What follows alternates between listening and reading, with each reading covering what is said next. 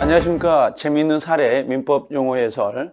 오늘은 단독행위를 하나 정리를 할까 합니다. 단독행위 그러면 우리 민법 총칙에서는 상당히 문제가 간혹 가다가 나오기도 하고, 그 다음에 우리가 대표적으로 단독행위에서는 취소나 해제가 가장 대표적인데, 그런 부분에 대해서는 나중에 조건기한에서도 붙일 수 있느냐 없느냐 그런 부분도 있고, 그 다음에 해지하고 연결되는 부분도 있어요. 그래서 단독행위란 개념하고 계약이라고 하는 개념이 있죠. 이 두 가지 정도를 구별할 필요는 좀 있습니다. 그래서 그 부분을 하나 정리해 드리겠습니다.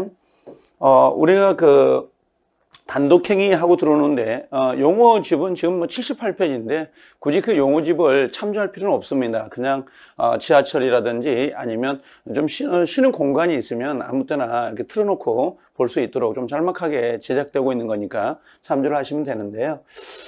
자, 우리가 단독행위 이렇게 들어와요. 우리가 원래는 단독행위라는 게 하나가 있고, 이렇게, 법률행위주 계약, 가장 대표적인 게 계약이라고 하는 게 하나 있잖아요. 이렇게 계약하고, 우리가 민법 총칙의 법률행위를 배울 때에 그 부분에 단독행위, 계약, 합동행위 하고 나오는 부분이 있어요. 이렇게 합동행위도 하나 있긴 한데, 우리 시험에서는 이 합동행위라는 부분은 시험에 배정이 되질 않더라고요. 이렇게.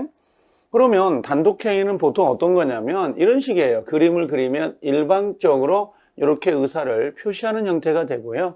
계약은 두 개의 의사가 이렇게 청약과 승낙의 의사가 대립되다가 하나의 합일점을 찾는 것을 우리가 단독행위 이렇게 부르고, 합동행위라는 것은 대립이 없어요. 수 개의 의사가 결합이 되어 있지만 한 방향으로 해서 구심점을 향해서 나가고 있는 거 있죠. 이런 것들을 우리가 합동행위 그래요. 그래서 단독행위는 일방적으로 의사의 효과, 계약은 두 개의 의사가 대립되다가 하나의 합일점을 찾는 것이고, 합동행위는 여러 개의 의사가 구심점을 향해서 나아가는 것을 합동행위 그러는데요.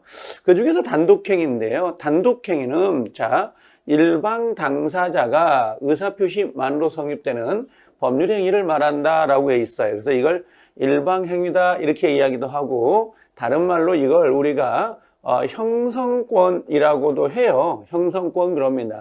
그래서 하나의 의사에 따라서 법률관계가 형성된다 이렇게 보시면 되는데요. 자, 우리가 예를 하나 좀 들어볼까요? 어떤 게 있냐면 이런 것이 있다고 합시다. 우리가 가장 대표적으로 우리가 갈 때에 이런 게 있어요. 지금 갑이 이렇게 의리한 사람에게, 자, 내가 보증금 얼마다라고 하는 거 있죠? 보증금 1,000만 원을 내놓고요. 자, 월세가 있잖아요. 월세 50만 원을 부담하기로 하고, 자, 2년간 내 집에서 사실래요? 라고 이렇게 풀어요. 이게 우리가 청약이라고 하는 거잖아요. 청약. 자, 그래서 매수 제의를 하거나 또는 뭔가 의견을 제시를 한 겁니다. 그럼 이 임대차라고 하는 것은 하나의 의사에 따라 효과가 발생이 되는 게 아니고, 자, 요 을이라는 사람이 상대방이죠. 요렇게 그 계약 조건이 마음에가 든다면, 그래, 보증금 1,000만 원에 월세 50을 내고 내가 2년간 당신 집에서 살겠다라고 이렇게 승낙을 해요. 그러면 어떤 게 있냐면, 자, 여기 요 갑의 의사인 청약하고 을의 의사인 요 승낙 두 개가 이렇게 결합이 될 거 아니에요. 그래서 합치가 된다라고 생각하면 돼요. 합의가 됐다. 그래서 합의가 된다면 당연히 어떻게 돼요? 이 계약은 성립이 될 거예요. 그래서 자, 임대차 계약이라는 것은 하나의 의사에 의해서 계약이 성립되는 게 아니에요. 그래서 갑이 보증금 1,000만 원의 월세 50을 주고 2년에 사실래요? 이렇게 이야기를 했다 하더라도 을이라는 사람이 승낙을 하지 않으면 계약 자체는 성립이 안 되잖아요. 그래서 계약이라는 것은 두 개의 의사가 있어요. 기본적으로 청약 또는 뭡니까? 승낙이라는 의사가 있어야 성립이 되는 건데요. 만약에 을이라는 사람이 약속대로 매달 얼마씩이요? 50만 원씩 월세를 내야 되는 부분이잖아요. 차임을. 근데 을이라는 사람이 약속대로 이렇게 50만 원씩 두 번이라고 하는데 우리가 이익이라 그래요. 우리가 일반적으로 임대차는 차임이 필수 요건이에요. 무상의 임대차 그런 건 없습니다. 그러면 예를 들면 차임이라는 것은 세 종류가 있다고. 어떤 게 있냐면 매달 내는 거 있죠. 매달 내는 월세라는 게 하나가 있고, 그 다음에 사사분기라고 해서 예를 들면 3개월마다 한 번씩 내는 분세라는 것도 있겠죠. 그 다음에 1년에 한 번씩 내는 거 있죠. 연세라는 거. 그리고 우리가 보통 시골 내려가 보면 시골 땅을 빌려가지고 농사를 지은 다음에 가을에 추수를 해가지고 그 볕가만이나 쌀가만이로 이렇게 사용료를 내는 경우가 있어요.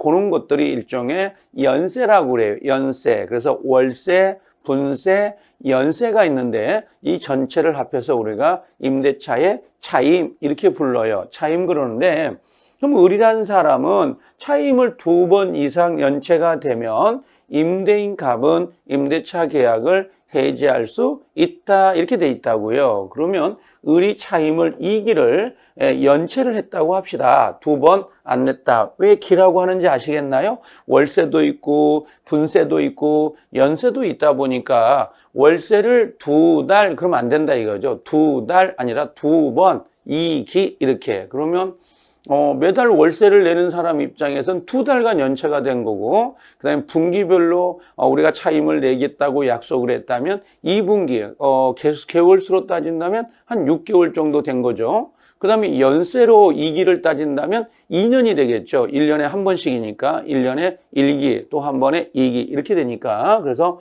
2기가 연체가 되면 요 임대인 갑이라는 사람은 너 나가주세요, 나가주세요 이렇게 이야기할 수 있거든요. 이 나가라는 말이 고급지게 해지 그래요. 해지 그럽니다. 자, 해지를 하게 되면 당연히 을이라는 사람의 의사와 상관없이 임대차 계약은 소멸이 돼버려요. 이게 일방적 의사에 따라서 효과가 발생이 되는 거죠. 그러면 계약은 청약이라는 의사와 승낙이라는 의사, 2개의 의사가 대립되다가 결합되는 형태가 되는 거고, 단독행위는 하나의 의사만으로도 효과가 발생이 된단 말이에요. 그래서 이걸 단독행위 그래요. 제가 수업 중에도 그런 말을 가끔 하거든요. 우리가 보통 단독행위는 의사표시가 하나다 이렇게 생각을 해요. 보통 우리가 단독행위 이야기를 할 때에 자, 의사표시가 한 개다라고 하면 단독행위 이렇게 이야기하거든요. 단순히 의사표시가 하나라고 해서 단독행위가 되는 건 아니에요. 아까 갑이라는 사람이 을에게 내 집을 1억에 사실래요? 그럼 갑의 의사표시가 하나잖아요. 그럼 단독행위냐? 그건 아니라는 거지. 갑의 의사표시가 누구에게? 을에게 도달이 되고, 그렇죠? 효과가 발생이 되어야 돼요. 근데 갑이 내 집을 1억에 사세요. 그런다고 해서 매매가 이루어지는 건 아니잖아요.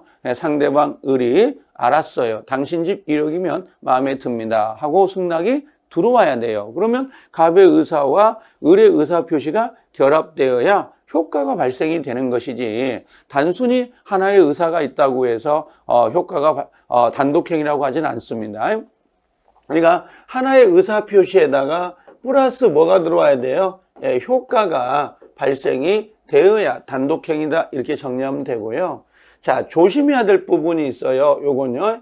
단독행위는 조건이나 기한을 붙일 수가 없어요. 조건이라는 것은 장래의 불확실한 사실에 의존하는 것을 조건이라 그러죠. 예를 들면 내일 비가 온다면 커피 한 잔 사주겠다. 그럼 내일 비가 올 수도 있고 안 올 수도 있잖아요. 그 불확실한 사실에 의존하는 게 조건인데, 내가 만약에 단독행위, 취소나 해제를 할 때에 거기다가 조건을 붙여버리면 일방적 효과에 따라 발생이 되는데 상대방은 상당히 불리해 줄 수밖에 없어요. 그래서 단독행위는 원칙적으로 조건과 기한, 이 기한은 확실한 사실이에요. 확실한 사실이고, 얘는 우리가 나중에 불확실하다 그러죠. 사실에 의존하는 겁니다. 이런 것을 붙일 수가 없다라고 하는 걸 정리해 주셔야 돼요. 근데 조심할 건 단독행위가 무조건 조건과 기한을 못 붙이는 건 아니에요. 대표적으로 예외로 어떤 게 있냐면, 이거 외우셔야 돼요. 예외로 어떤 게 있냐면, 유증이라는 게 있어요. 유증이라고 해서 내가 죽거든 내 재산을 너 가져라. 그 대신 우리 애들이 대학을 졸업할 때까지 좀 보살펴 주세요. 이런 경우가 있다고요. 그래서 이런 것들은 유증은 좋은 거거든요. 상대방에게 이익이 되기 때문에 예외적으로 조건을 붙일 수가 있다는 거고요.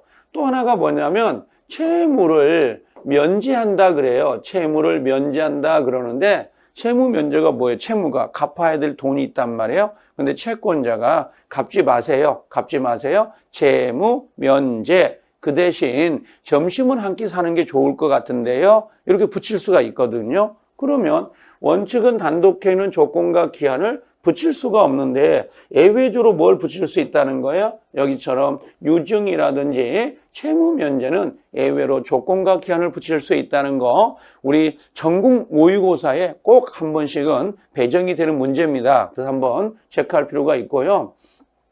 자, 단독행위는 상대방 없는 단독행위가 있어요. 또 하나가 상대방 있는 단독행위가 있거든요. 상대방 있다, 상대방 없다는 의미는 사람이 있다, 사람이 없다 그런 개념도 되겠지만 상대방 없는 건 그 의사표시가 상대방에게 도달하지 않아도 효과가 발생되는 거. 그래서 상대방 없는 단독행위의 가장 대표적인 게 유언 같은 거, 유증 같은 거거든요. 자, 만약에 내가 유언을 해놓고 내가 죽거든 내 재산을 아들한테 주라. 내가 뭐 죽거든 뭘 하라. 이렇게 뭐 유언서를 작성했다고 합시다. 그러면 내가 만약에 죽었을 때, 사망했을 때 그 유서가 뭔가 상대방, 즉 상속인이나 아들, 딸에게 도달되다, 알려지지 않았다 하더라도 사망과 동시에 효과가 발생이 돼요. 이런 것들을 상대방 없는 단독행위라 그래요. 그러면 거꾸로 한번 추론해 보자고. 상대방 있는 단독행위는 뭐가 되겠어요? 그 단독행위, 의사표시가 상대방에게 도달이 되어야 효과가 발생되지 않겠어요? 그게 상대방 있는 단독행위가 돼요.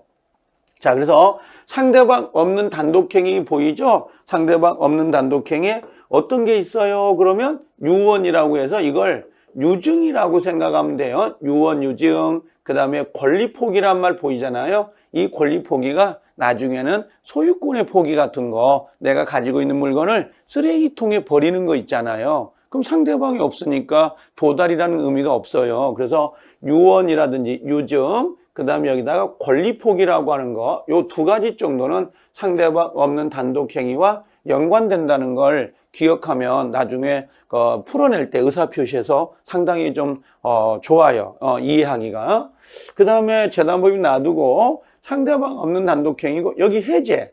해제는 계약을 없애는 거고 해지. 그 다음에 취소라는 말 그러죠. 취소, 추인 같은 거 이런 것들은 상대방 있는 단독행위 아주 대표적인 것들이에요. 상대방이 있는 단독행위다. 이렇게 이런 거 상대방이 있으니까 뭐가 돼? 이런 거 상대방에게 도달이 되어야 효과가 발생이 되는 거예요. 자, 그럼 여기 보면 동의라든지 취소라든지 추인이라든지 채무 면제, 돈 갚지 마세요. 이런 것들은 상대방 있는 단독행위다라고 돼 있어요. 그럼 상대방 있으니까 얘들은 도달이 되어야 되겠네요. 도달, 읽을 수 있는 상태, 알 수 있는 상태로 도달이 돼야 되고 상대방 없는 단독행위 무권 대리는 본인의 추인 여부 관계없이 확정적으로 유효가 된다. 이건 나중에 정리할 필요가 있습니다. 일단 이렇게 좀 정리를 하자고요. 단독행위는 일방적 의사에 따라서 효과가 발생이 된다. 그래서 형성권 이렇게 이야기를 하고 의사표시가 하나라는 의미죠. 그 다음에 단독행위는 상대방 있는 단독행위와 상대방 없는 단독행위 두 가지로 구별할 수 있는데요. 상대방 있다, 도달해야 된다는 거고 상대방 없다, 도달할 필요가 없다. 그럼 상대방 있는 단독행위의 가장 대표적인 게 취소, 해제, 해지, 그 다음에 동의, 추인 이런 것들이 대표적이고요. 상대방 없는 단독행위에 유언하고 유증 또는 소유권의 포기 같은 거 있죠. 이런 게 상대방 없는 단독행위다.